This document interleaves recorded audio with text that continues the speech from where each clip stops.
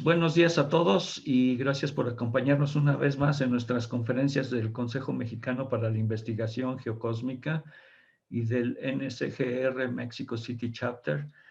En esta ocasión tenemos una magnífica conferencia de nuestro amigo Ricardo Puerta Izaza, que es un exitoso arquitecto que vive pues un poquito en las afueras de Bogotá y es miembro de nuestro Consejo Mexicano para la Investigación Geocósmica desde hace aproximadamente 5 años. Está próximo, Ricardo, a presentar el primer nivel de la NSGR, el primer nivel de estudios de la NSGR, y ya hemos venido practicando con él el cálculo y todo, y bueno, más aparte de lo que ya sabe, es un excelente astrólogo y verán ustedes en su conferencia enseguida de todo lo que nos va a hablar en poco tiempo. Bienvenido, Ricardo, y muchas gracias por ofrecernos esta conferencia. No, muchas gracias a ustedes. Buenos días a todos y bueno, espero que les guste esta investigación larga, profunda que hice y arranco entonces con la compartida de la pantalla. Este es el título de la conferencia, como lo vieron, se llama La Nueva Inquisición, Análisis Astrológico del Catún del 2020. Entonces, el primer punto por el que quiero entrar o empezar la conferencia es por esta frase. Es una frase que viene del libro El Timeo de Platón y dice: el tiempo es una imagen móvil de la eternidad. ¿De qué habla ese libro? Ese libro, en este cuadro, que es un cuadro se llama la Escuela de Atenas, que es de Rafael. Ahí está Platón con el libro El Timeo. Entonces es interesante, dentro de ese concepto del tiempo, que yo quise empezar por ahí, porque si vamos a hablar de ciclos y de regularidad y de catunes y de conjunciones, pues lo primero que hay que entender es ese concepto del tiempo. Y dice que la semejanza del tiempo con la eternidad consiste en el orden cíclico que siguen los movimientos del cosmos por la acción reguladora del alma universal. La circularidad viene expresada en números.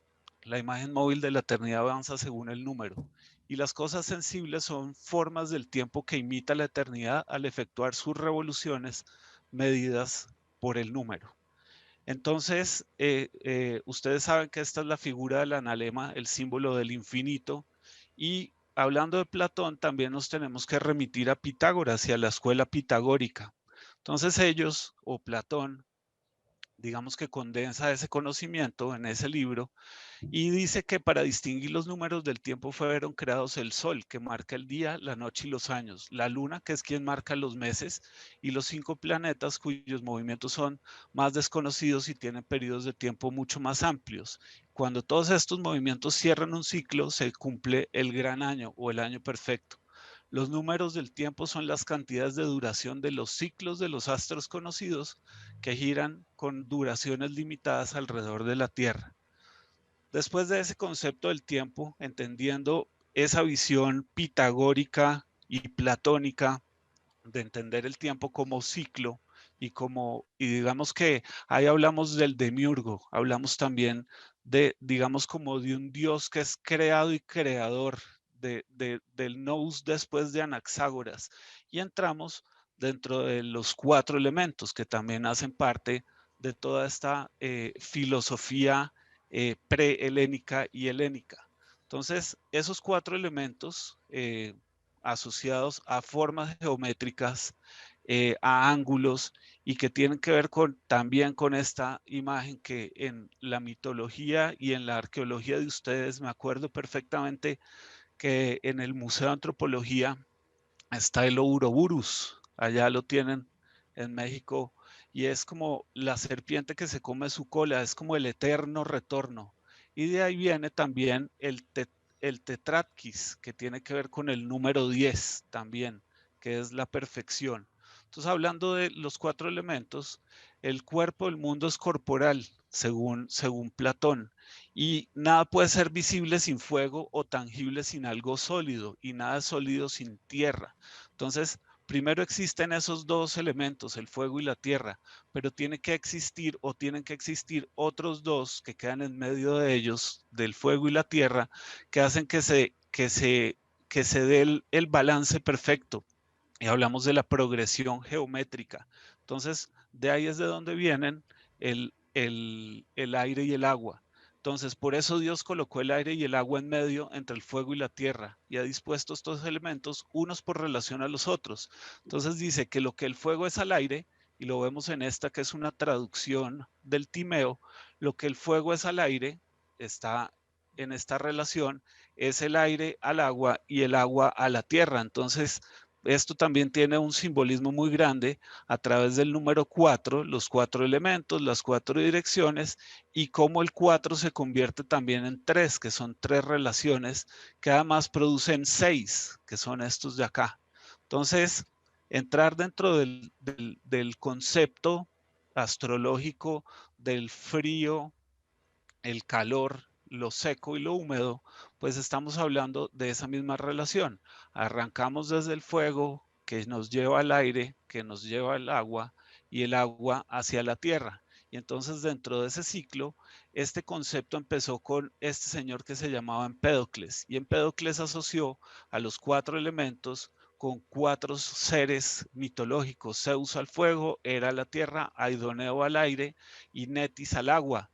Del agua hay digamos que eso lo vamos a ver ahora cuando ya nos metamos en Acuario, pero ese concepto del agua como origen también, que era el simbolismo que manejaban los sumerios y los babilónicos. Y de Anaxágoras, que ellos dos son anteriores a Platón, viene el concepto del nous, que se distingue, digamos, es como el ser, el origen, que se destaca también a través del movimiento circular. Entonces, en la astrología, ya entrando más en profundidad a nuestro tema, pues tenemos que hablar del concepto del mundo sublunar y el mundo supralunar y cómo el hombre veía, digamos, esa relación de esos dos mundos. Entonces, Aristóteles distingue que hay dos regiones: ese mundo sublunar o terrestre y el mundo supralunar o celeste. El sublunar está compuesto por los 4 elementos: la tierra, el aire y el agua, que en su origen, como hablamos ahorita, tiene que ver con Empédocles. Y Aristóteles dijo que unos elementos se podían transformar en otros, y de ahí sale un concepto que es fundamental en lo que estamos, o en lo que voy yo a presentarles, que es el de la generación y la corrupción. No la corrupción de nuestros políticos, más bien es como la destrucción y la generación, es como ese ciclo y ese movimiento de algo que se destruye y vuelve y se genera o se regenera y genera ese movimiento. Estamos hablando ahí del mundo sublunar. Y ahora en el mundo supralunar, desde Aristóteles, ese concepto del mundo supralunar solamente asociado al éter, que es el quinto elemento, que no se puede transformar en ninguno de los otros 4, ni se puede alterar, ni es, y es ingenerado e incorruptible. Hablamos de los elementos sublunares como un movimiento rectilíneo: la tierra hacia abajo, el fuego hacia arriba y el agua y el aire en un movimiento horizontal. Y por el contrario, el movimiento del éter, de ese mundo supralunar, es un movimiento circular, que es considerado perfecto y que no tiene ni principio ni fin. La luna, entonces, es el límite entre ese mundo sublunar y supralunar, y los dos planetas que marcaban el límite exterior pues eran los dos más lentos, los visibles más lentos y más lejanos: Saturno y Júpiter. Dentro de ese concepto hay dos cosas claves, y es cómo ese concepto sublunar y supralunar, dividiendo el mundo en dos regiones, una sujeta al cambio y la otra inmutable, son la base de la filosofía y la cosmología medievales. Entonces, entrando ahora con el Catún Maya, desde acá empezamos a ver que en Mesoamérica la astrología está muy asociada, muy basada en el tiempo, en el contar el tiempo. Y la astrología occidental es un poco más espacial, más asociada al espacio.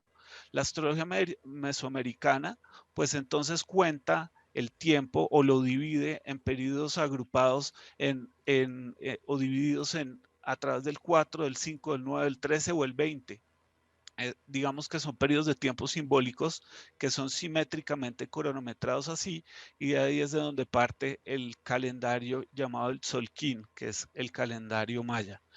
Entonces, si tenemos en cuenta este número, pues está sujeto a varias modificaciones, o hay números que varían 25.700, pero si hablamos de la precesión y de un número de 25.630 años, en esa elipse que forma el movimiento de rotación de la Tierra y traslación, dividimos esos 25.630 años en 5 partes y nos da periodos de 5.126 años. Pues hay una teoría que plantea que el inicio de esos 5.126 años fue el 11 de agosto del año 3.114 a.C. y que esa cuenta larga finalizó el 21 de diciembre del 2012. Entonces, si se dividen ese periodo o esos 5.126 años en 13, produce periodos que se llaman el Baktún de 394 años. Si lo dividimos en 260, produce el Katún, que es alrededor de 20 años, ciclos de 20 años, y si se divide en 20, produce periodos de 256 años, que es un grupo de 13 catunes. Es decir, esa se llama la cuenta corta o es la conocida como la cuenta o ciclo de las profecías. También hay otro que es el kin, que es un día, un grupo de 20 kines, 20 días produce un uinal. El tun son 18 uinales, el catún son 20 tunes y el bactún son 20 catunes. Esa es la forma en la que los mayas contaban y dividían el tiempo. Entonces, esa cuenta corta o ciclo de 13 catunes, cada uno de esos catunes, ellos lo asociaban como a que tenía un destino y hacían un análisis de los eventos sucedidos o acontecidos en el pasado, y tenía que ver también con una repetición de esos eventos. Entonces, cada nombre de catún es un número, el día en el que termina ese ciclo, más la palabra ahau. Entonces, básicamente, digamos como ese grupo de 13 catunes es para los mayas una astrología mundana, no es para el individuo. Es una astrología vinculada a la sociedad y a la historia. En el libro del Chilam Balam, los 13 catunes están descritos como los hechos históricos que suceden en ciclos previos, como les dije ahora. De un artículo de Bruce Scofield que publicó en una revista que se llama Alternate Perceptions en 1996, la traducción que viene del Chilam Balam de Chamuyel y el Codex Pérez y el Chilam Balam de Maní, pues cada catún tiene un significado, y pues esto es como la traducción y los ciclos o los años que están asociados a esos catunes. Por ejemplo, el Seisahau dice, este es un momento de mal gobierno y gobierno engañoso. También hay hambre y hambruna. Y es un periodo que coincide, por ejemplo, con 1973 y con Richard Nixon y el Watergate. Entonces, pues ahí se pueden, habría que hacer un trabajo todavía mucho más extenso de encontrar estos significados asociados puntualmente a esos periodos. De esta señora que se llama Susan Milbarth, tiene un libro excelente sobre arqueoastronomía. Es un libro, ella es la curadora del Museo de Historia Natural de Florida, y es la curadora del arte latinoamericano y arqueología. Entonces, del libro de ella, copio textualmente esto, dice: los intervalos de Júpiter y Saturno se registran en varias inscripciones mayas del Clásico, lo que sugiere que los mayas observaron estos planetas en conjunto, no sueltos. De hecho, el propio Catún se relaciona con el intervalo entre las sucesivas conjunciones de Júpiter y Saturno. Júpiter puede estar relacionado con el Tun, porque el periodo de visibilidad del planeta es relativamente cercano a un Tun. El Tun son 360 días. Y dice, en Palenque los eventos de apoteosis y adhesión de Chambalum fueron cronometrados por la salida de Júpiter de su segundo punto estacionario. Las observaciones de Júpiter y Saturno pueden estar relacionados con juegos de pelota, ceremonias de sacrificios, guerras y aniversarios de adhesión en varios sitios mayas. De ese mismo libro, ella cita a 4 autores, a Lounsbury, que dice que este personaje en 1978 dice que los mayas rastrearon los movimientos de Júpiter y Saturno usando el ciclo de 819 días. Ese ciclo primero aparece aparece a mediados del periodo clásico. Jostenson en 1989 también habla del ciclo de 819 días y asociado a un factor que es el 21. Entonces, contando días a partir de esas conjunciones o los eventos asociados a estos dos planetas. Y este señor, Dennis Tetlock, también dice que en Palenque se registra un ciclo idealizado de Júpiter de 399 días que puede ser dividido en segmentos de 21 y pues habla mucho de la estela de Palenque o la estela 11 en Tikal. Este otro, Eric Thompson, entonces ya hablamos de los mismos 819 días, pero también de ahí viene la conexión entre los puntos cardinales, el IMIX, el IC, el ACBAL y el CAN y los colores, y de ahí parte este otro calendario digamos, muy significativo, que es el Cholquij. Pues yo puede que me pronuncie mal la palabra, pero son la división en 20 y lo mismo, la conexión con los elementos, la tierra, el aire, el agua y el fuego y los puntos cardinales. Y de los mayas, nosotros tenemos que el centro, el concepto del centro es de los mayas. Entonces, con ese Cholquij hablamos de 260 días agrupados en 13 meses de 20 días cada uno. Digamos que la combinación de estos calendarios nos lleva a entender o a comprender periodos de 52 años que se manejaban entre varias de las culturas mesoamericanas, y es que la yuxtaposición de un calendario de 365 días con el de 260 días hace que los calendarios coincidan en el mismo día y en el mismo número cada 52 años, después de haber transcurrido 18.989 días. Esto tiene o está asociado o equivale a 73 vueltas de 260 días o 52 vueltas de 365 días, y a eso se le llama la rueda calendárica. Entonces, dentro de ese cartoon, hablando del periodo del clásico temprano, del periodo del clásico tardío y del postclásico, pues hay toda una relación de los catunes con su número, el 7 Ahau, en el año 319, y un concepto que es fundamental en estos estudios que tienen sobre arqueoastronomía es sobre todo la retrogradación de los dos planetas, cuando no solamente es la conjunción, sino cuando el planeta se pone estacionario, cuando se pone retrógrado, cuando sale la retrogradación o cuando existe la conjunción.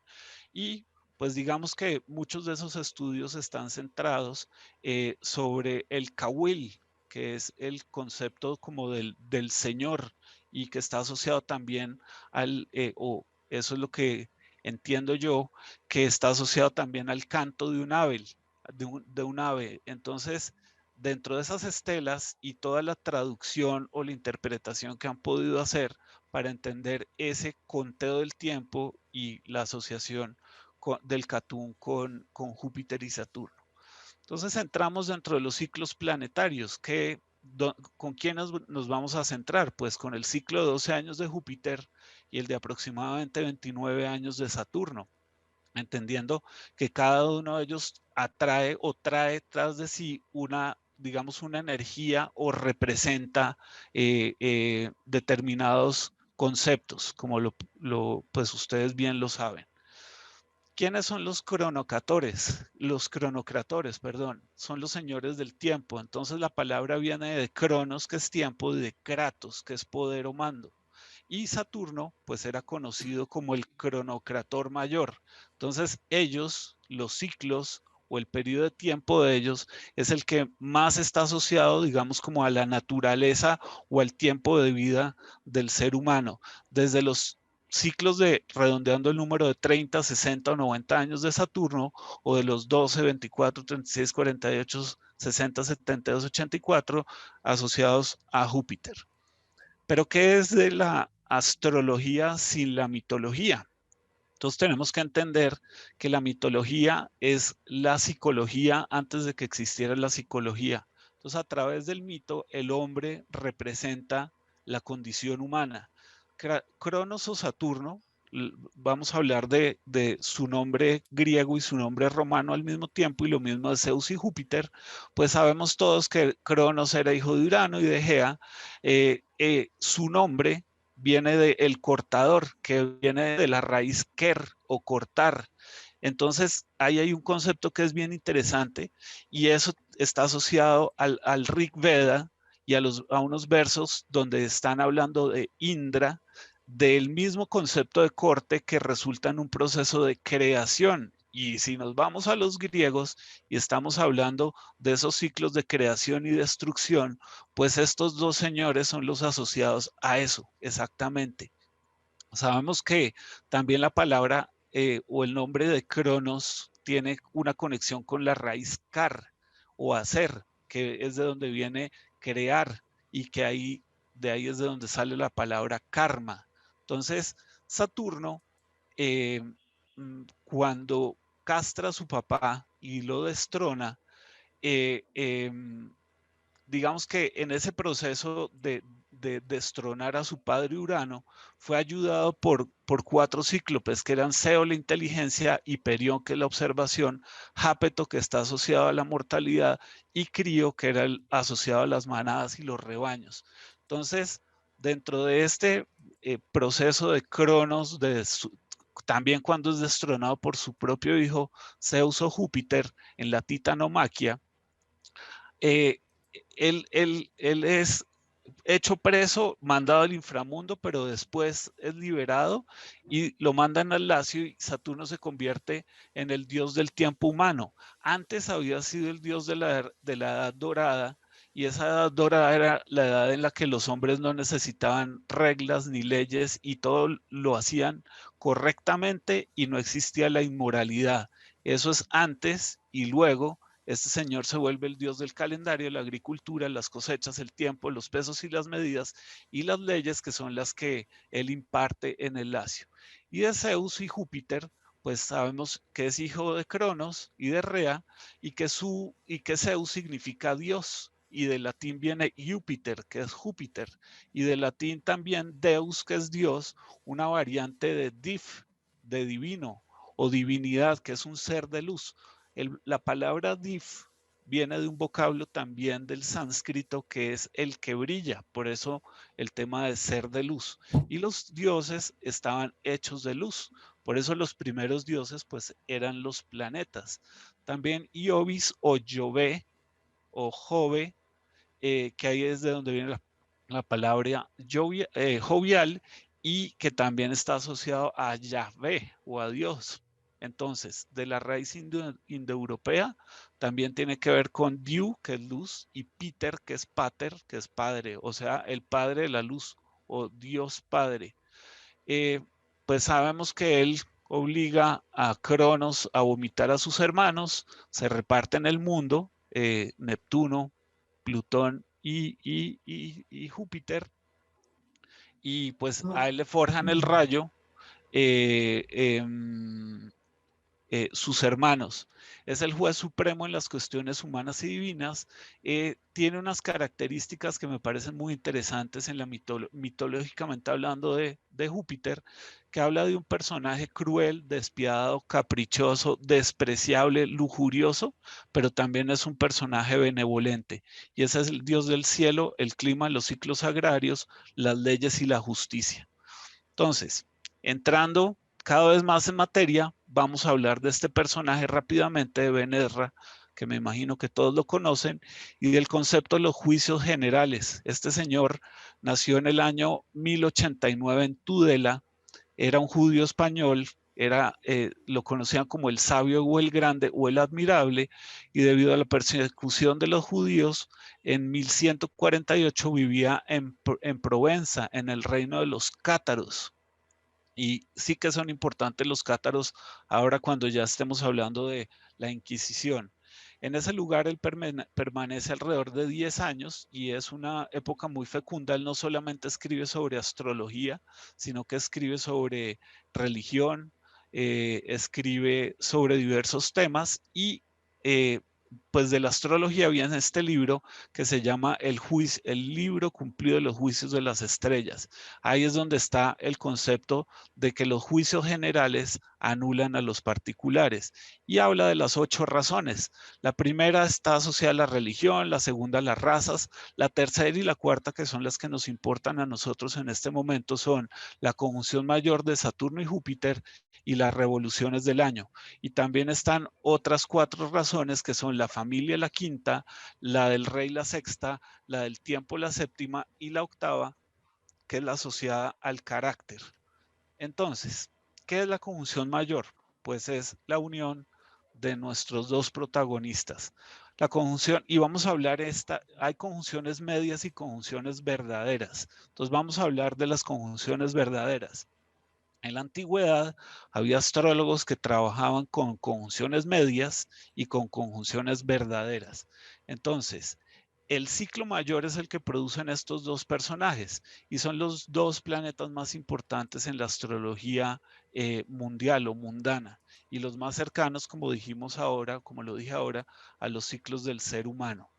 Entonces, ¿qué hice yo? Empecé a hacer un análisis de esas conjunciones y cuándo se producían y en qué elementos se producían. Aquí hay una sección de una parte de ese análisis, pero vamos a hablar que en esos ciclos de Júpiter y Saturno existen tres tipos de conjunción. La menor, que es la que sucede cada 20 años, la media, que son los dos planetas en cada uno de los 3 signos de la triplicidad, y que cambian de una triplicidad a otra aproximadamente cada 240 años. Se producen alrededor de 11 a 13 conjunciones y estas varían, digamos, en los ciclos. Como pueden ver, pues estas son, digamos, con el elemento o con el color azul oscuro está el agua, el rojo el fuego, la tierra el aire y el agua, y así es esta repetición. Teóricamente los ciclos empiezan siempre desde el fuego y ya vimos que es el elemento, los 4 elementos, el elemento, digamos, como generador. También hay un paralelo entre los elementos y las estaciones. El fuego, que es cálido y seco con el verano, el aire, que es cálido y húmedo con la primavera, hablamos de la triplicidad de tierra, que es fría y seca con el otoño, la del agua, que es fría y húmeda con el invierno. Y entonces, pues ahí es donde estamos viendo, digamos, como las cualidades de los signos. Ptolomeo relaciona cada estación del año también con un elemento. Primavera, humedad; verano, calor; otoño, sequedad; e invierno con el frío. Y esto, como vuelven y ven, es ese concepto clave que en el mundo trae este tema de la generación y la corrupción, especialmente en las personas, y esas conjunciones dadas también como ciclos de cambio o traslado de poder de una nación a otra, de un país a otro o de una dinastía a otra. Entonces, la conjunción mayor, ¿cuál es? Los dos planetas retornan al mismo signo de la eclíptica de la que partieron, complementan las conjunciones menores y las conjunciones medias por los 3 signos de las 4 triplicidades, y el periodo de esta conjunción mayor es alrededor de 960 años, que es cuando se cumple un ciclo entero. La conjunción mayor, este personaje decía, Muhammad al-Babili decía, la conjunción mayor corrompe, la conjunción media modifica y la conjunción menor separa. Entonces, ¿en qué inciden Júpiter y Saturno? inciden en un nuevo ciclo social, político y cultural, en una nueva escala de valores, en nuevas tendencias de la moda. Los planetas de la socialización son ellos dos. Júpiter es el que expande y hace crecer. Saturno nos hace ver a nosotros mismos cómo somos parte o cómo nos definimos como parte de una sociedad. Estamos hablando del mundo personal y el mundo transpersonal con ellos dos. ¿Cómo podemos ¿Cómo podemos nosotros ver y responder a este nuevo tiempo y a este nuevo orden? Saturno también es el maestro a través de la experiencia. Júpiter son las reglas sobre nuestro desarrollo social, creencias espirituales y filosóficas, y los dos nos muestran nuestra posición en la sociedad y en el mundo. Tienen una incidencia clara sobre, en ese ciclo de 960 años, sobre cambios asociados al clima y también con las religiones y corrientes de pensamiento. Júpiter, pues sabemos que son las filosofías y las religiones, y también con las finanzas, entendiendo que Júpiter es el planeta asociado al dinero y que con los dos, Júpiter y Saturno, vemos cómo funcionan los gobiernos, las leyes y la justicia, también la arquitectura asociada a Saturno, la ciencia también asociada a Saturno, por ser en esa explicación mitológica quien es como el padre de los pesos y las medidas y también del sistema monetario. Esos ciclos redondeados ya no en 20 años, sino aproximadamente cada 19.85 años, pues producen esa gran conjunción mayor de 960 años y los ciclos de 240 aproximadamente. Entonces entramos con estos dos personajes, con Mashallah Allah, que en su libro En las revoluciones de los años del mundo, pues hace claras referencias a gran conjunción. Este señor era el astrólogo principal, era astrólogo y astrónomo persa judío, originario de la ciudad de Basora. Fue uno de los astrólogos más importantes en el siglo VIII y fue un recopilador, un gran recopilador de información, y formó parte del Tribunal Astrológico del Califato Abbasí.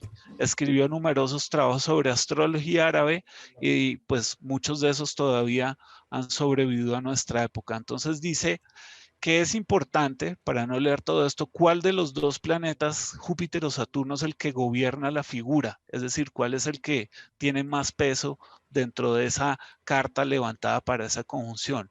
Y dice, y sépase también que si Júpiter fuera más fuerte que Saturno, él significará bien en la misma conjunción, pero si Saturno estuviese a cargo, esto significará detrimento y tribulación. Sobre todo, habla de la importancia que daría si al levantar esa carta, esa conjunción se produjera en el ángulo del medio cielo, sobre el medio cielo, o estuviera ahí en conjunción. Significará la aparición de un rey o un profeta de la dirección de ese mismo signo, pues si ese signo fuera afortunado y su señor en buena condición, esto significará su triunfo de dominación, pero si el señor y su signo estuvieran impedidos, esto significará ruina y abatimiento.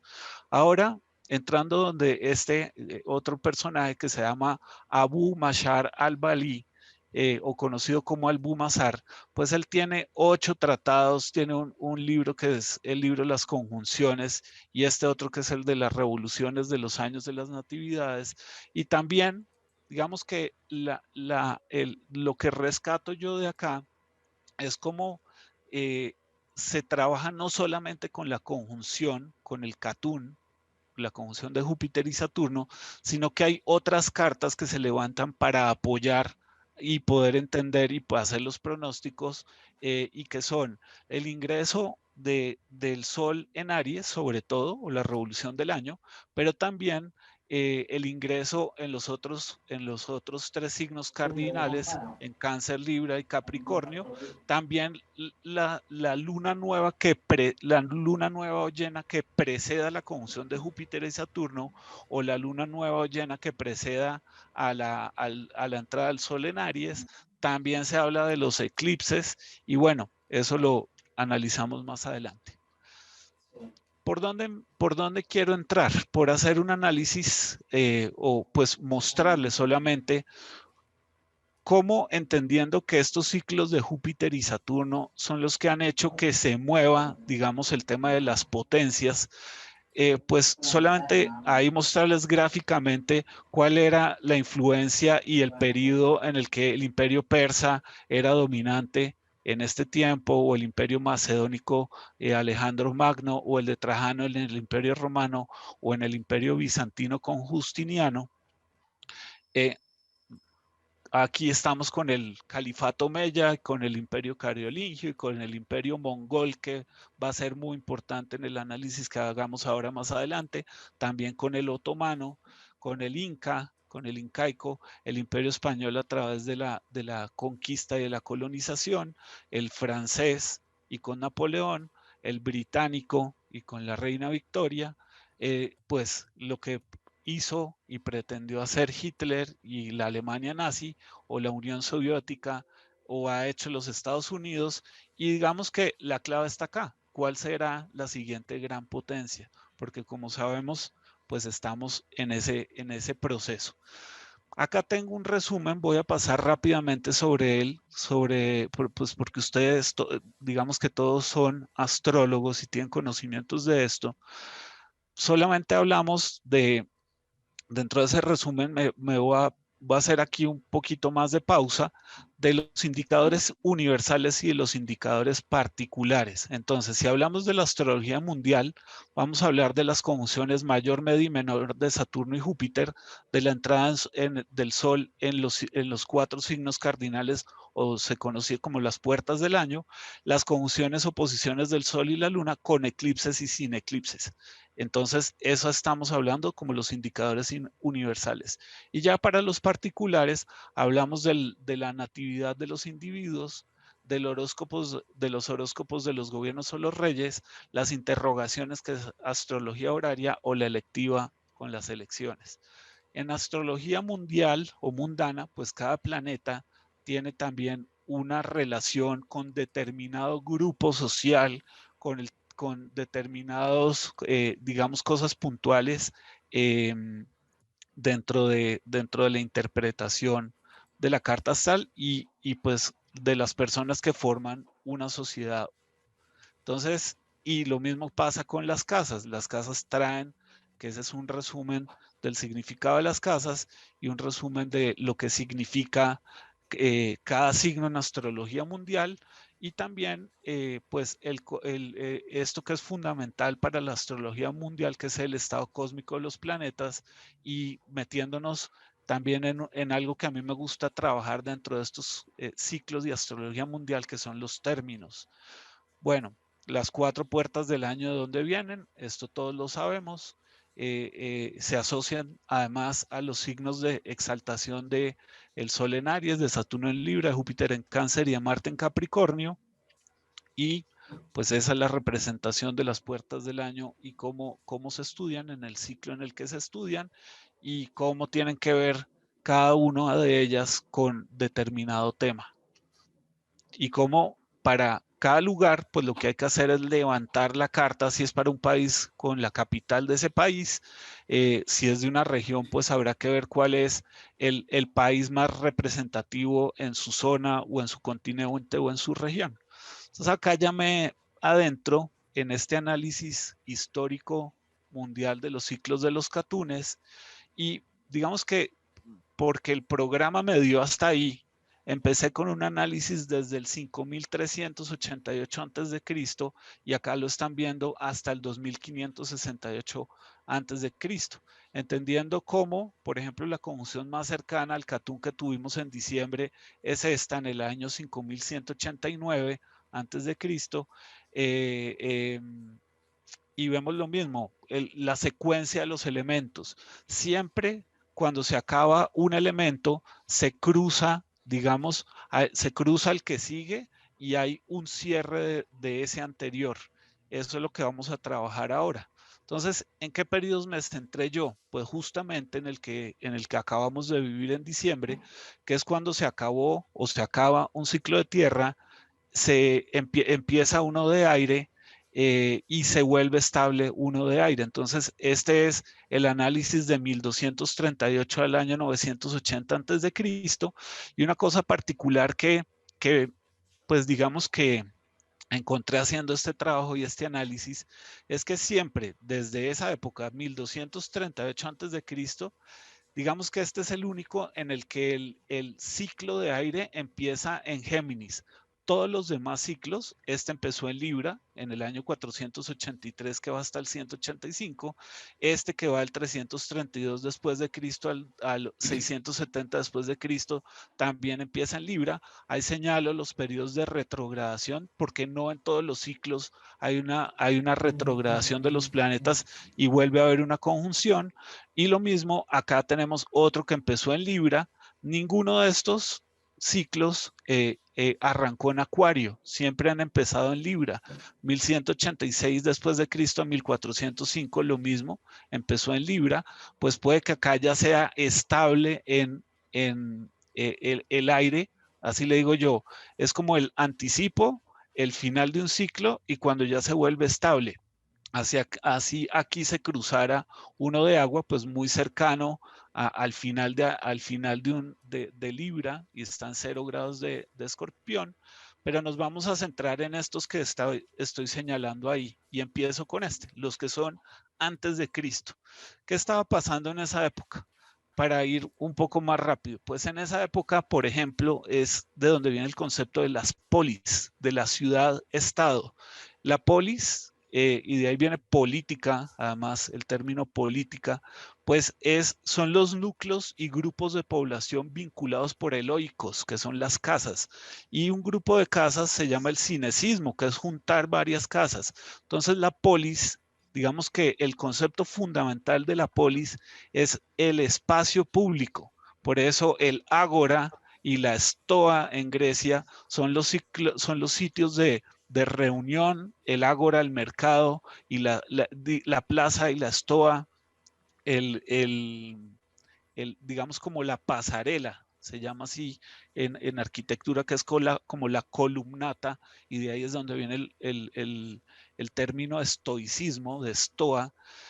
Bueno, en toda esa época estábamos viendo como el nacimiento de la democracia, y es gracias a este personaje que se llama Clístenes de Atenas.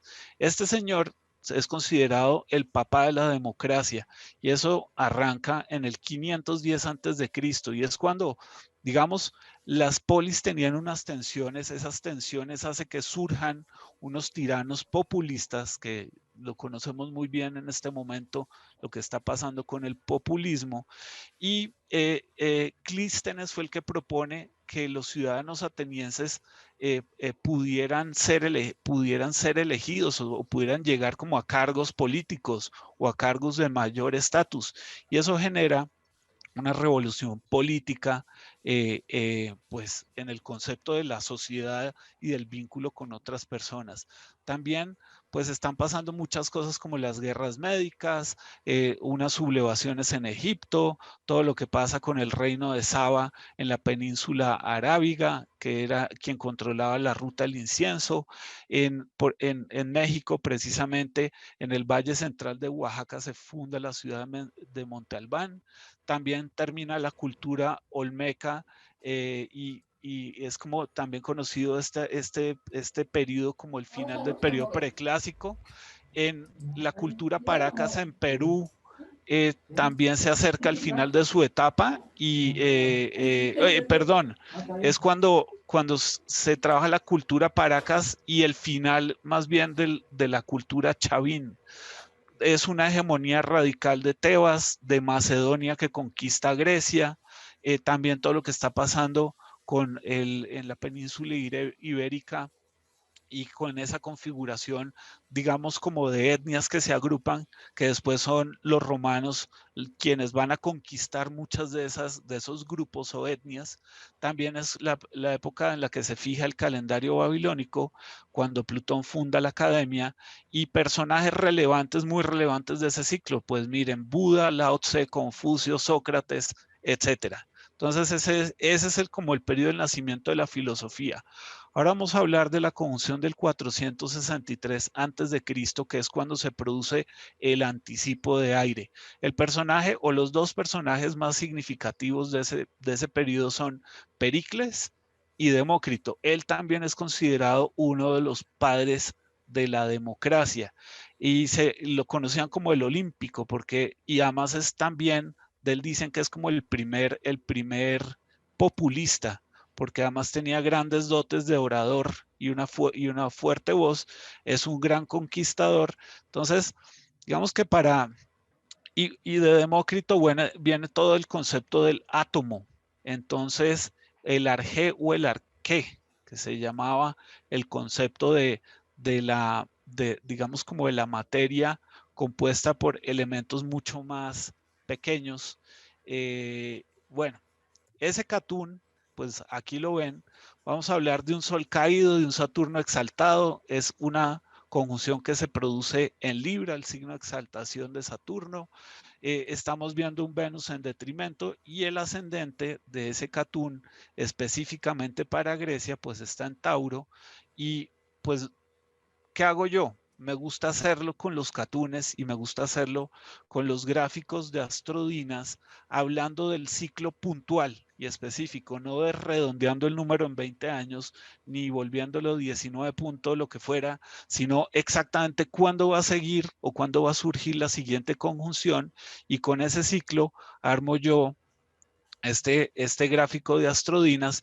Y pues, por ejemplo, cuando ustedes saben que este gráfico surge a partir del movimiento del ascendente, y ver qué aspectos genera ese punto del ascendente con los planetas como quedan en esa carta levantada para ese lugar o para esa ciudad.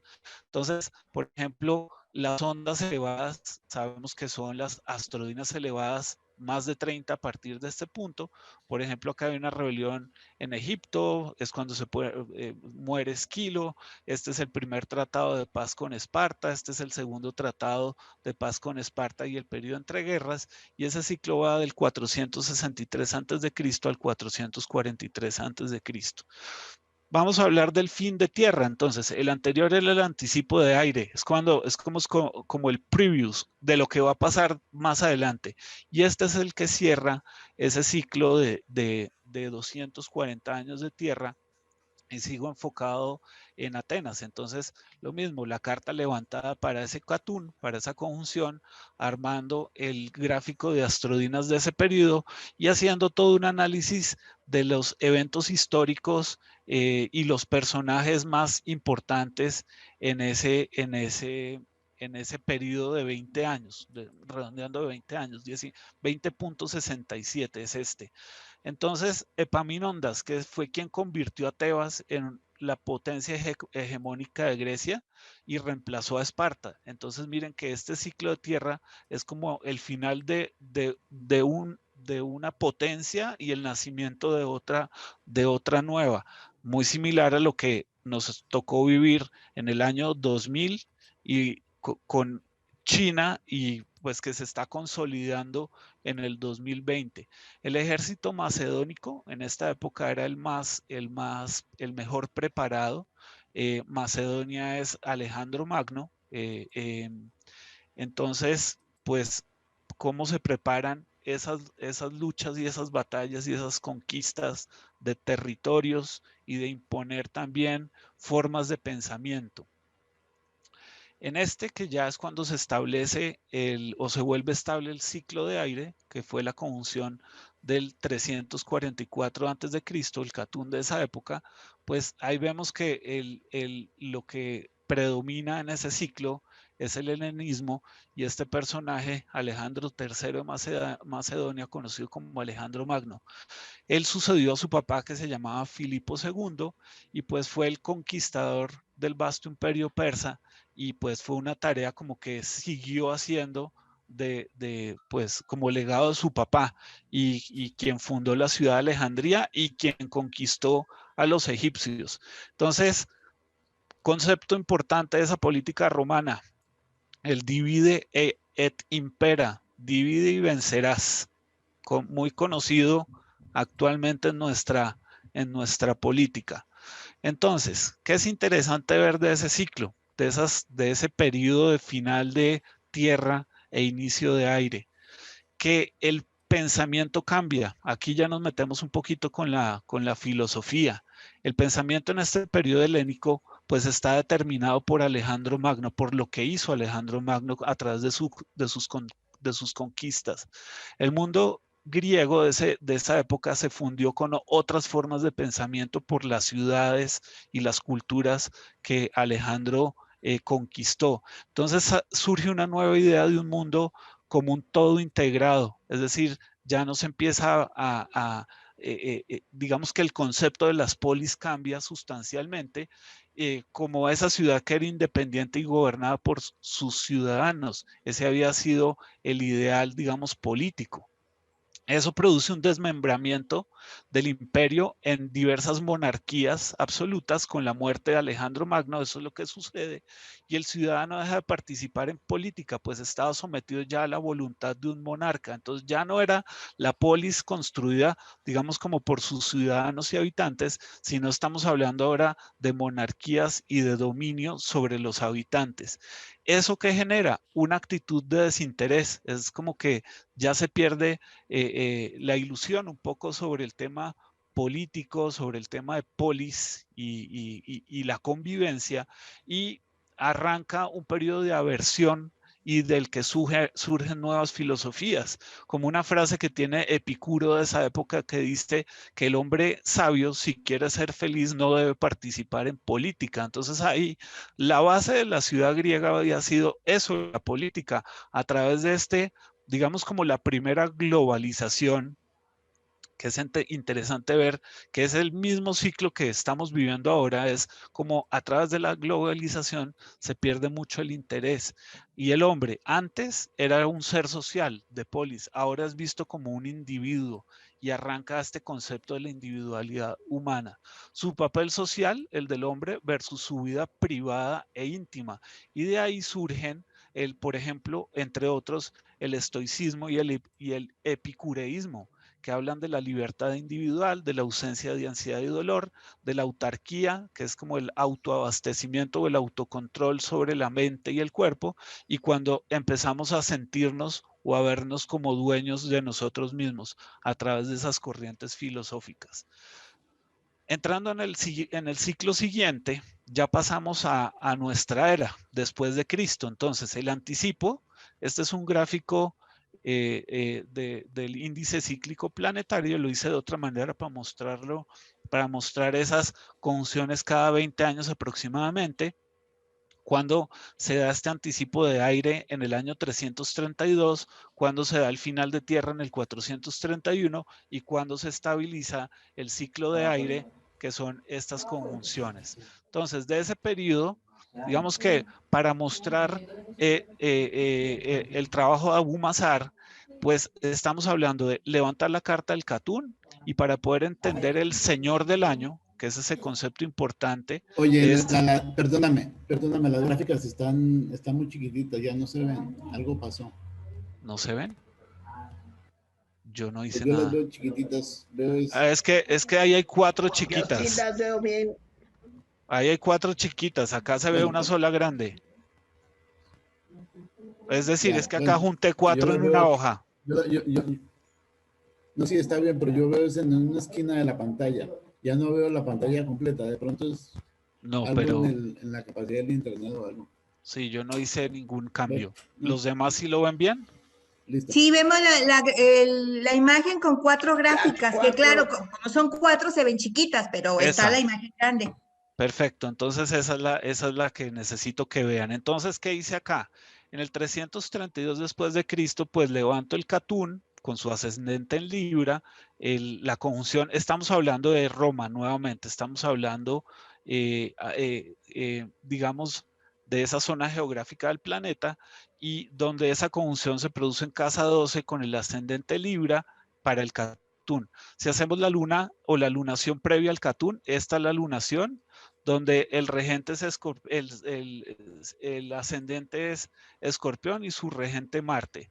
Hacemos o hice el 0 de Aries previo a este Catún, y entonces tenemos ahí el ascendente Capricornio, su regente Saturno. Hacemos la luna nueva, que en este caso fue nueva la lunación previa al 0 de Aries, entonces tenemos a Venus como regente de Tauro. de acá sale un montón de información, pero si vamos a analizar un ciclo de 20 años, pues para cada uno de esos 20 años tendríamos que hacer este cero de Aries, su lunación previa, y trabajar con la lunación asociada a ese catún. Entonces, ¿qué es importante en todo este ciclo del 332 después de Cristo o en este catún? Por ejemplo, eso está sucediendo nuevamente en Libra y sabemos que es el signo en el que Saturno está en exaltación. Entonces, miren las cosas interesantes. Es un periodo donde inicia el arte bizantino. Toda la importancia que tiene, así estemos hablando de una carta para Roma, ahora van a ver la de Estambul o de la de Constantinopla, pues fue todo ese tema de tender puentes comerciales y del surgimiento de ese arte bizantino y todo lo que tiene que ver con el periodo como de cristianización y las luchas que van a ser muy significativas, y acá es donde se empiezan a cocinar como todas esas luchas religiosas o de poder a través de la religión. Y si nos metemos dentro del gráfico de Astrodinas para Roma en ese ciclo, pues marcando esos periodos o esos años, pues aquí están, digamos, como los eventos principales de esos ciclos. En este periodo, por ejemplo, es cuando Constancio, que era el hijo de Constantino, a ver, Constantino, me imagino que lo han oído nombrar, era de donde viene Constantinopla. Constantino se muere y él pensó en dividir su imperio en sus hijos, pero resulta que su hijo Constancio no estuvo de acuerdo con eso y fue el que se quedó solo con el reino. Entonces, volviendo a el mismo gráfico, pues estamos hablando de esa ciudad, Constantinopla, como la capital del Imperio Romano. Es como que un punto estratégico porque ese es el lugar en el que confluyen Europa y Asia, es el punto de encuentro, se conocía como la reina de las ciudades. Entonces, esto es lo mismo, pero ya estamos hablando de Constantinopla o Estambul, donde lo mismo, el catún, la lunación previa, el cero de Aries y la luna llena. Entonces acá vemos, por ejemplo, que si en Roma esa conjunción estaba en la 12, para Estambul esa conjunción está en la casa 11 y digamos que es muy importante marcar todo el crecimiento que hubo a través de Constantino, de Constantinopla y de la hegemonía que marca esa ciudad, digamos como en los destinos o en lo que hasta hoy estamos viviendo. En ese gráfico de Astrodinas, justamente para Constantinopla, para Estambul, pues en el año 337 acá es cuando se muere Constantino. Constancio se queda con todo el imperio, mata a todos sus familiares o a los que podían ser sus sucesores. También Sapor II, que es del imperio sasánida, intensifica la persecución contra los cristianos y casi los extermina por completo. Entonces miren cómo desde esa época se empieza a cocinar todo esto que tiene que ver con el tema de la fe y de las religiones. Ahora entramos al final del ciclo de tierra. Este es el catún del 431 después de Cristo. Esta está levantada también para Estambul y pues personajes importantes ahí. San Patricio, que es quien es enviado a Irlanda digamos como a dominar a estas tribus celtas y bueno, y se convierte en el patrón de Irlanda. Personaje también fundamental en ese periodo, Atila. Entonces, y todas las conquistas, miren que fue un final de un ciclo de tierra y lo mismo, un ciclo de conquistas. Tierra es concreción, materialización, el poder, el dominio, lo económico y digamos como el final de un ciclo de expansión, y el personaje pues que creó uno de los imperios más temidos, este señor Atila. Entonces, bueno, ahí hay conquistas, el saqueo de Teotihuacán, el auge de la cultura zapoteca, los hijos de Atila, también que luego van a ser muy importantes, pero digamos que el trabajo que hizo Atila fue fundamental porque él, digamos que unificó a unos grupos humanos y bueno, y a lo que se dedicó fue a atacar el imperio persa. En este ciclo, que es el 452, pues acá ya es cuando se vuelve estable el elemento aire y pues sigue siendo protagonista Atila y todo lo que él, digamos, conquistó como su imperio, reorganiza su ejército, él llega incluso a la ciudad de Aquileia, ahí es cuando se encuentra ya próximo a invadir Roma, ahí tiene un encuentro con el Papa que creo que se llamaba León I y por alguna razón Atila no destruyó Roma. No se sabe por qué, pero el Papa, pues la historia dice que va ese Papa vestido con todo lo que podía ponerse encima, de todas sus joyas y todo lo que fuera, y tiene una reunión con Atila y Atila no invade Roma o no destruye Roma. Sí hay saqueos y además este es el periodo en el que se empieza a ver ya la decadencia del Imperio Romano y cuando cae, pues es el inicio de la Edad Media. Entonces, mire, periodo de aire estable, periodo de final o muchas conquistas, dominio y nuevas potencias, pero el surgimiento de una nueva edad, que es esa Edad Media. Esta Edad Media está marcada por estos tres, digamos, como conceptos filosóficos: el monofisismo, el nestorianismo y el arrianismo. Entonces, siempre, digamos, como bajo el concepto de qué es el hombre y de a qué viene el hombre, de la naturaleza divina y la naturaleza humana. Entonces, pues si quieren investigar más sobre esos conceptos, ahí se los dejo nombrados. ¿Cuál es el pensamiento de estos dos siglos, del siglo IV y el siglo V en Occidente? Entonces, con el cristianismo, pues nace una nueva forma de contemplar el mundo y al hombre. La filosofía cristiana se apoya mucho, pues básicamente en la explicación religiosa, como el origen de todo o la forma de contestar todas las preguntas, y la razón no era suficiente para explicar los dogmas religiosos fundamentales. A medida que el cristianismo se fue extendiendo, pues se necesitan elaborar nuevas doctrinas que no se centrasen puramente en lo religioso o sobrenatural y que había que explicar la realidad natural del mundo y del hombre de otra manera. Y ahí es donde sale este personaje como padre, uno de los padres de la iglesia, Agustín de Hipona, o el famoso San Agustín, que dice que la razón y la fe no están necesariamente en oposición, que puede ser una relación de complementariedad. Y la fe, como un modo de pensar, asintiendo, y si no existiese el pensamiento, no existiría la fe. Eso es de San Agustín.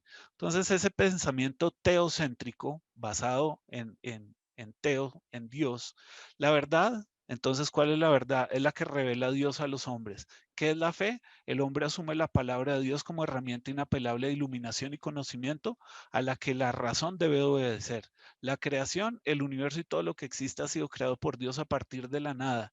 Y la Biblia, como el libro sagrado del cristianismo, que recoge la palabra de Dios y la convierte en un dogma. Dios y no el hombre es el eje sobre el que gira y del que depende toda la realidad, tanto natural como humana. Entonces, esa visión cristiana del mundo de esos siglos se basa en eso, en que Dios ha hecho al hombre a su imagen y semejanza. Entonces, sitúa al ser humano en el centro de la creación, pero un hombre o un ser humano que está absolutamente condicionado por ese tema de lo divino o de lo religioso. El hombre es un ser contingente infinito que existe por la bondad divina, pero que podría no haber existido si Dios no decide que fuera así. Y el alma humana, también como el concepto de la inmortalidad, que sabemos que eso viene desde Pitágoras, que también lo trabaja Platón, que tiene que ver con la transmigración, y el individuo en su totalidad es una obra de Dios, el alma en su nexo de unión con el Creador, la parte espiritual que le permite acceder a la resurrección. Frente al alma, el cuerpo material es la parte que puede incitarle al pecado. Entonces miren que ahí hay una cosa que va a ser determinante para nosotros hoy, lo que está pasando hoy, y es como separar al cuerpo del alma, es como dividir al ser en dos. Al final el hombre resucitará en cuerpo y alma, pero la consideración del alma como algo inmortal no era nuevo, como lo expliqué ahorita, viene de los griegos, pues también, y eso asociado también a Oriente. Y frente a esto el cristianismo pues dice que el hombre resucitará en otra dimensión, distinto al concepto griego. El cristianismo pues habla de un concepto lineal del tiempo, ya no circular. Entonces entramos en este periodo que es, digamos, como hijo de ese concepto religioso, de esas bases filosóficas que les acabo de nombrar, y es el anticipo, perdón, en 1186 de un ciclo aire en Libra, el final de Tierra en 1206, y cuando ya se establece o se vuelve estable en Acuario, el ciclo de aire, que es cuando empieza la Inquisición. Entonces, en 1186, anticipo de aire, ¿quién es fundamental en ese periodo? Este señor, que se llamaba Enrique VI, o Enrique el Severo o el Cruel. Él era el emperador del Sacro Imperio Romano Germánico, que era digamos, otro imperio. Ese señor hace una cosa muy, digamos, muy calculada, muy inteligente. Y es que él se casa con, a ver si la tengo acá porque se me olvidó el nombre, con Constanza, es esta, Constanza de Altavilla, que era la heredera del reino de Sicilia. Cuando él se casa con ella, lo que hace es extender su frontera y casi que tiene arrinconado a Roma, al papado, aquí, a la ciudad de Roma. Entonces, era un tema de conquista, es cómo ese Sicilia se vuelve como el eje de un nuevo imperio mediterráneo. Es una base mercantil muy importante donde los musulmanes y cristianos coexisten pacíficamente. Y este señor es el papá de otro que vamos a ver más adelante, se llama Federico II de Alemania. Entonces, bueno, personajes importantes. Nace este que se llama Ogedeik, que era el hijo de Gengis Khan, que fue quien lo sucedió.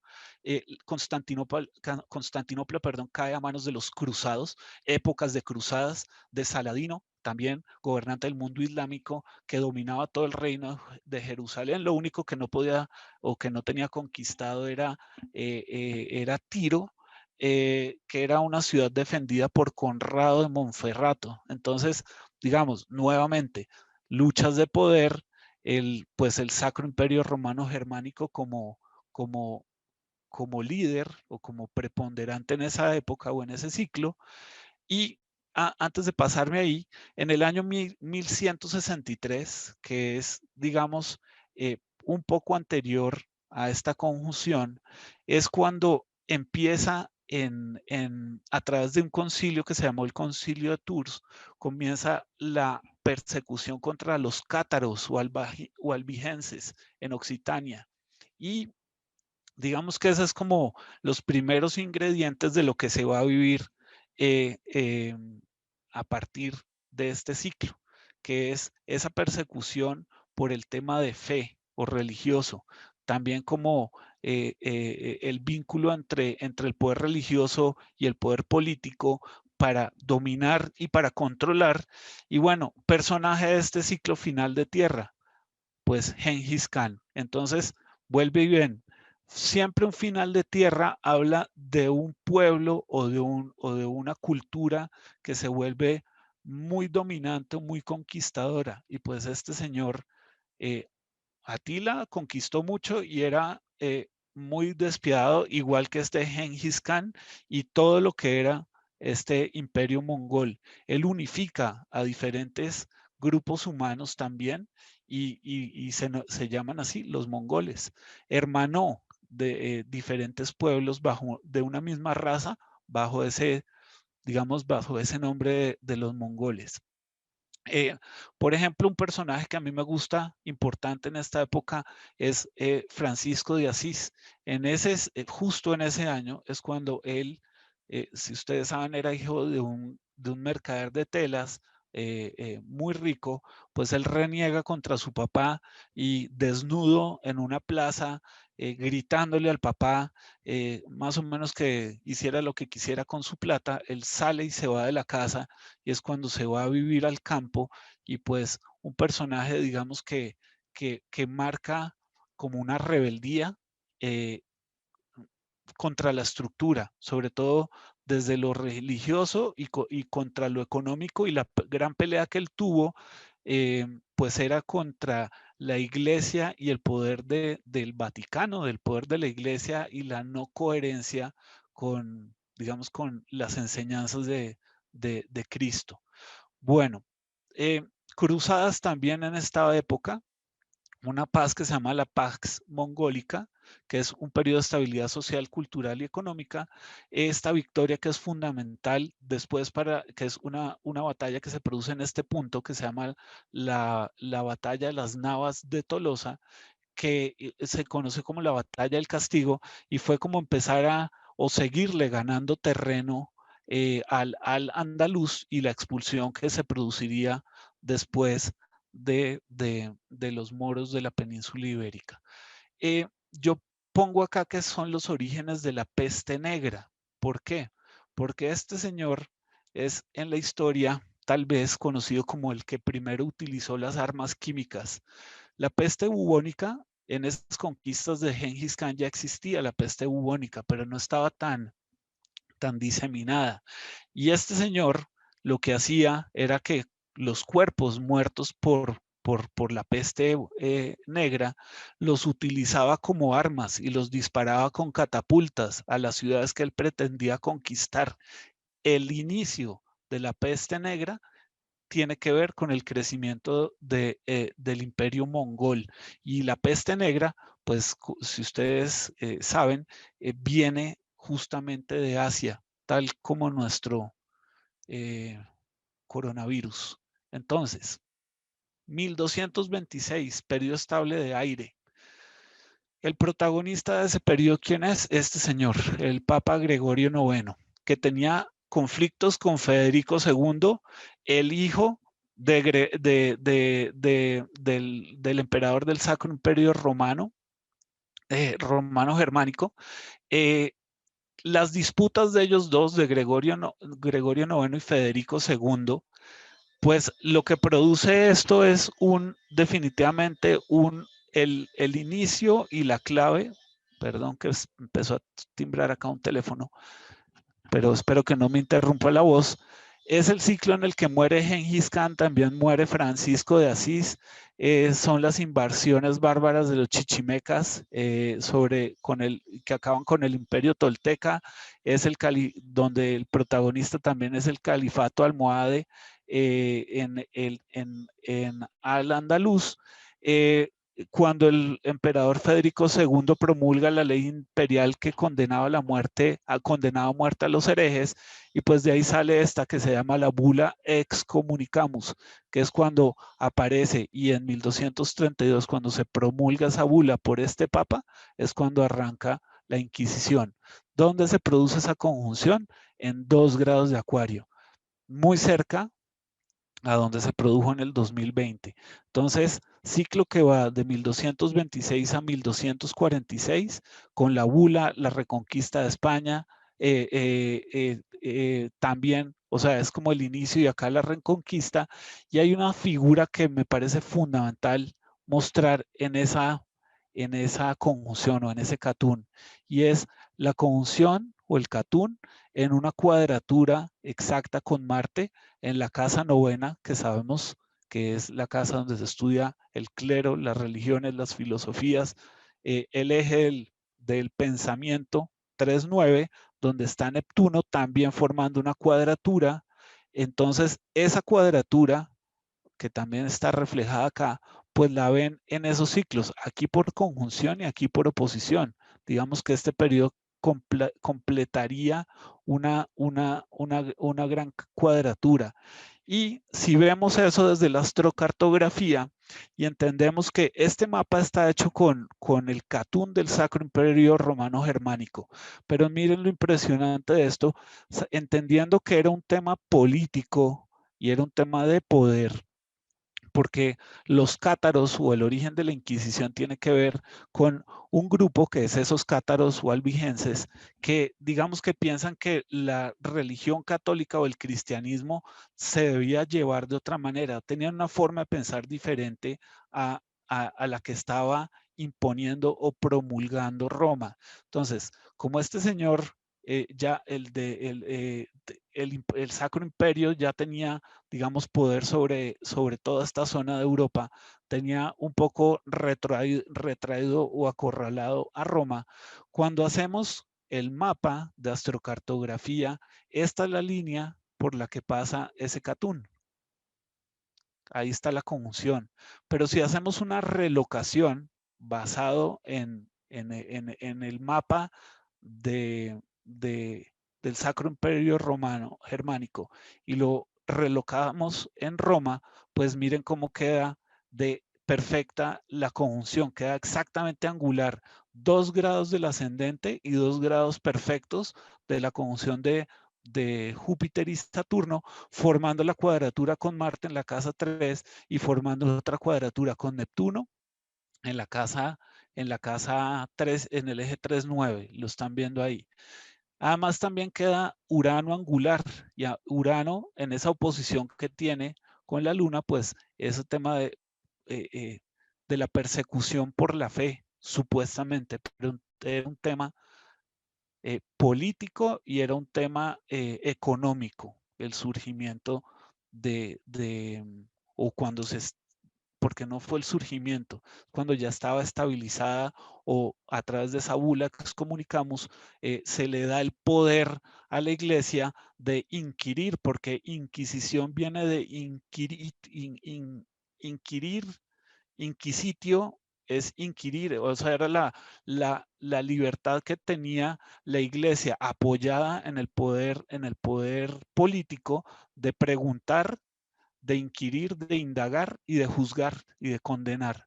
Entonces, Roma, conjunción de 1226, que pues señalo algunas cosas, pero ahí ven que la conjunción se produce en el término de Mercurio, que este Mercurio está en detrimento de adversidad en Piscis, pero además ese Mercurio es el que forma una cuadratura con la cúspide de la casa 10 o medio cielo, que ya sabemos que acá en astrología mundial está en las personas de poder, los gobernantes o el rey, y también todo lo que significa este Urano en la casa 9 formando la oposición con la Luna en el mismo eje 3,9 y dentro del regente del ascendente, pues si trabajamos a Saturno, regente clásico, o a Urano, regente contemporáneo, pues los dos tienen aspectos duros o difíciles.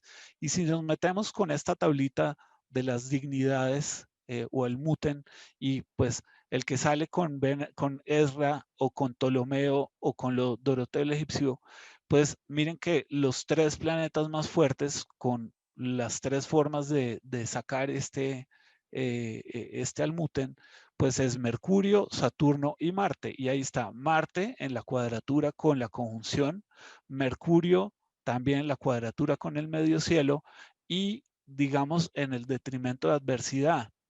Y pues porque era uno perseguido por lo que hablaba, por lo que leía, por lo que decía y por cómo pensaba. Y ahí tenemos el eje y al señor Mercurio y el término en el que se da esa conjunción. Nos metemos ahora con Roma y entonces, ¿qué pasa? Pues con Roma la conjunción baja, armando la carta, digamos específicamente para la ciudad de Roma, donde Saturno, pues sabemos que está en su domicilio en Acuario. Aquí esto tiene un error, donde Marte está domiciliado también en la casa 9, y lo mismo, las mismas cuadraturas y las mismas tensiones. Y en el anterior se me olvidó mostrar la oposición de Plutón, pero miren que en Roma, Plutón en la casa 8, haciendo la oposición con la Luna, que es el pueblo, la casa de la plata, y bueno, y el poder de lo que significó quemar a tanta gente o condenar o matar a tanta gente. Este sería el ingreso del Sol en Aries para el año en el que se produce ese Catún en Roma, y pues importante ver que en ese ingreso de Aries, del Sol en Aries, Marte vuelve a estar en su domicilio en caída en la casa de la norte del ascendente, y estamos hablando del término de Júpiter, y Júpiter en esa cuadratura con el Sol, con el medio cielo, y pues digamos un poco abierta ya con este Marte, entendiendo que en la casa 9 pues es donde se estudia todo esto, el tema de la iglesia y la fe. El eclipse pre-conjunción o pre-Catún, porque pues ahí vi, digamos como sacando las técnicas, viendo lo mismo. El eclipse tiene una conjunción, una oposición exacta para Roma con Plutón, lo mismo desde la casa 2, el ascendente Capricornio, donde tenemos a Saturno formando esa cuadratura con Marte desde la casa del clero de la iglesia, y pues con ese eclipse se ven esas tensiones claramente, y una gran cantidad de planetas en Acuario en ese eclipse. A mí me gusta con el Catún, y eso se puede hacer con el Solar Fire, es utilizar, bueno, y con varios programas también, poner los atacires, es decir, mover la conjunción o trabajarlo como si fueran unas direcciones primarias en ese ciclo que produce, es decir, los 19.87 años producen una dirección de arco de 17 grados, y si uno mueve esa carta y la ve cíclicamente, pues miren lo impresionante que cuando se produce la bula o se produce y va a salir a la luz la bula excomunicamus, pues miren la cantidad, todo está en cuadratura, básicamente, sobre esa carta del Catún para Roma. Y entendemos que, pues esto, que la religión era parte fundamental de la cultura y de la estructura sociopolítica y del poder. Si vemos el mapa de astrocartografía que antes les mostré, el del Sacro Imperio Romano Germánico, y lo ponemos ahora puntualmente para Roma, pues el Catún o la línea del Catún se mueve, y pues miren qué países, y este era el reino de los cátaros y de los albigenses, que eran del sur de Francia, pues ahí está marcada esa línea, involucrando pues a Europa, y como llamémoslo como un insumo de exportación de esa Inquisición a América más adelante. Entonces, pensamiento del Renacimiento. ¿Qué pasa con todo eso que se movió en esa época? Pues ahí es donde, a través de los grandes descubrimientos geográficos que sucedidos en el siglo XV y XVI, y los avances culturales, científicos y tecnológicos, pues lo que surge es una nueva mentalidad. Digamos que hay una ruptura con esos límites que había puesto la teología medieval y con la visión que se tenía del ser humano y del mundo.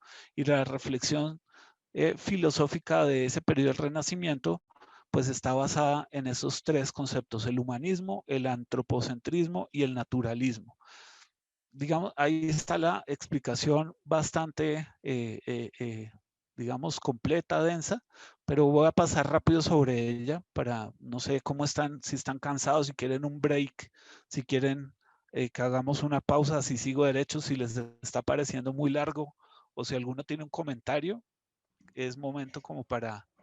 Yo estoy feliz. Por mí, síguenle. Excelente, yo también por mí. Adelante. Bueno, entonces voy a tomar agua y sigo.